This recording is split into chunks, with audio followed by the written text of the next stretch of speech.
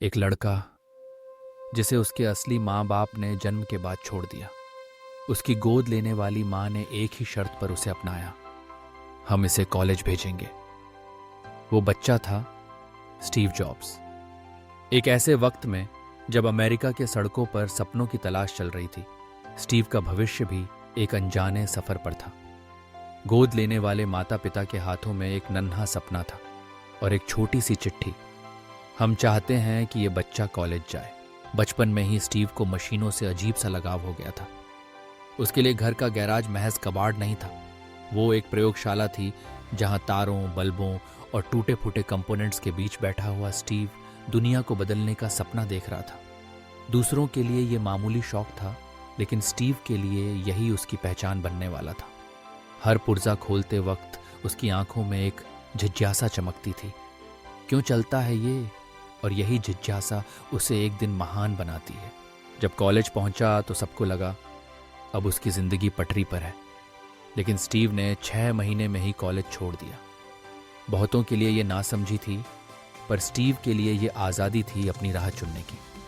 उसने अलग अलग क्लासेस ली, जैसे कि कैलीग्राफी, जहाँ से उसे सुंदरता, डिज़ाइन और फोकस की असली समझ मिली। उस वक्त शायद किसी ने नहीं सोचा था कि यही कला आगे चलकर एप्पल के हर प्रोडक्ट की आत्मा बन जाएगी। फिर वो ऐतिहासिक पल आया जब स्टीव और उसके दोस्त वॉजनियक ने अपने गैराज में एप्पल की नींव रखी। न उनके पास बड़ी टीम थी, न ज़्यादा पैसे, सिर्फ जुनून था कुछ अलग करने का। फ़ोन कॉल्स, पहले ऑनर और डेस्क पर रखा पहला कंप्यूटर, यहीं से शुरू हुआ एक सपना जिसने दुनिया की सोच बदल दी। लेकिन सफलता हमेशा सीधी रेखा में नहीं चलती। एक दिन उसी कंपनी ने, जिसे स्टीव ने खड़ा किया था, उसे बाहर का रास्ता दिखा दिया। बोर्ड मीटिंग्स में बहसें, अकेलेपन के पल और कंपनी के दरवाजे से बाहर निकलते वक्त की मायूसी, ये सब किसी के भी हौसले तोड़ सकते थे।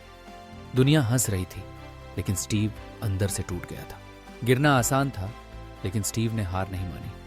उसने खुद से एक सवाल किया, मैं कौन हूं? और जवाब मिला, मैं एक क्रिएटर हूं। इसी सोच के साथ उसने फिर से शुरुआत की। नेक्स्ट नाम की कंपनी बनाई, पिक्सर खरीदी, जिसने आगे चलकर टॉय स्टोरी जैसी क्रांतिकारी फिल्में दी।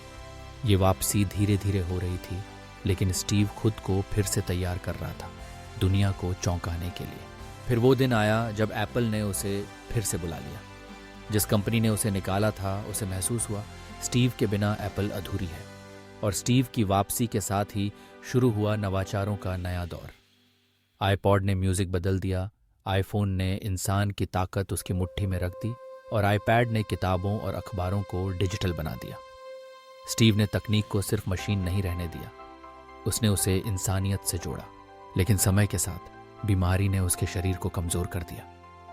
अस्पताल के बिस्तर पर परिवार के साथ बिताए पल और स्टैनफोर्ड में दिया गया उसका मशहूर भाषण, स्टे हंग्री, स्टे फूलिश, दुनिया के लिए एक अमर संदेश बन गया।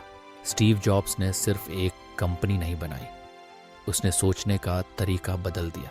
हर गिरने के बाद उठने वाला इंसान, हर हार को जीत में बदलने वाला जुनून, यही थी उसकी असली पहचान। क्योंकि असली जीनियस वो है जो गिरने के बाद फिर से उठता है और हर बार नए तरीके से जीतने की सोच रखता है। अगर तुम सपना देख सकते हो तो उसे जी भी सकते हो।